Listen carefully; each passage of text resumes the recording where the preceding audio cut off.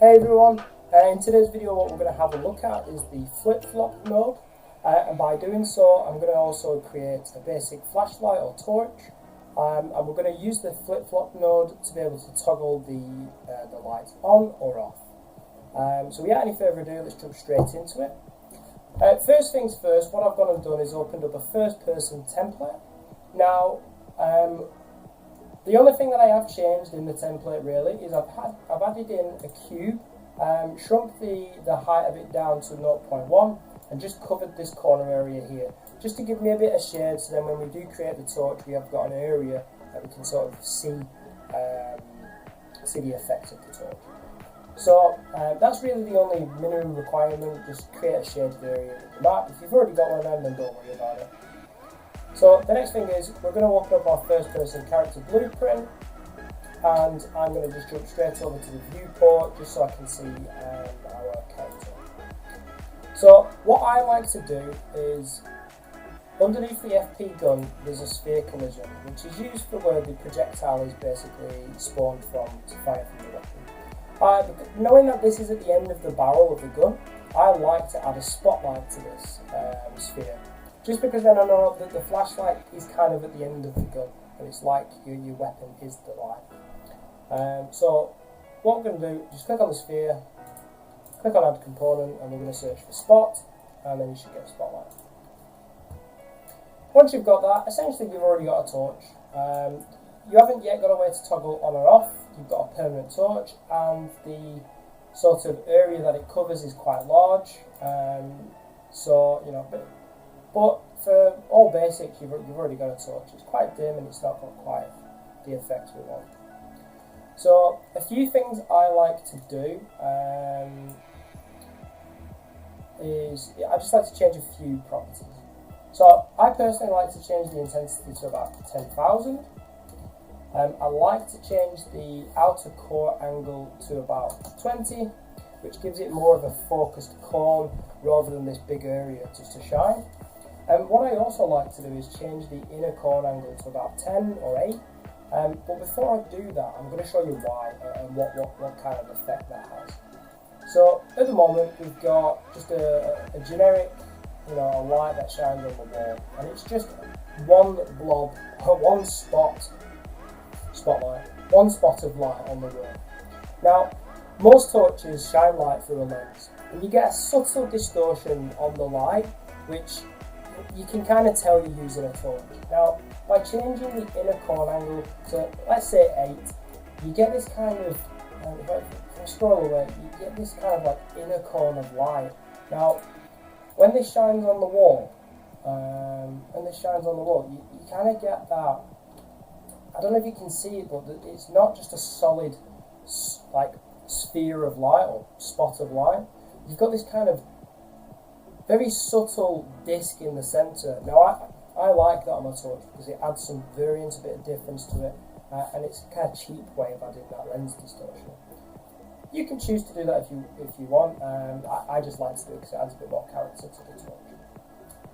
The other thing I like to do is I like to use temperature, and I set the temperature to about 5,000, which adds a subtle yellow tinge to your light, which I think resembles more of a realistic torch.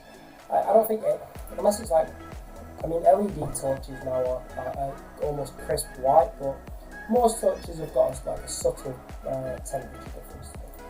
So that's just the way I set up a basic torch. Now we need to get into the use of flip-flop, and let's turn it on and off. So under rendering you've got visibility. Now by default visibility is set to active, which means the torch is always visible, always on, which essentially we don't want, because we want to be able to press a key on the keyboard and have the torch visible when we say it, not all the time. So I'm just going to compile that, and then now when we play the game you'll see that there's no light coming out of the gun at all. So let's jump over to the event graph now, and let's start putting in the code which is going to make our torch visible. So I typically like to use the F key for torches. So if you just type in F space key, you should get the keyboard event for F, and this has a pressed and released. So depending on how you Before we get into the flip-flop, depending on how you want to set up a torch, this might be a preferred way. So if you pick your spotlight from the left-hand side and drag it into your blueprint, you'll then be able to get the options. You'll then have the ability to edit any of these properties along the side, including the visibility. So I'm just going to drag off the spotlight now and set viz, and there should be a set visibility spotlight, or you can just click on the rendering one, which will plug this one in straight for you. Now if we plug that straight in to pressed, and we tick the new visibility to true, this will activate it. Now, essentially, if we copy that and deactivate the visibility and put that into released, you've now got a sort of soft toggle light. So if I press F, I'll get a light. If I let go of F, I don't have a light. So I know this is quite common in some games, so if that's what you want and you've already got what you need, sweet. Glad I could help. If you want to toggle it, this is where our flip-flop node comes into effect.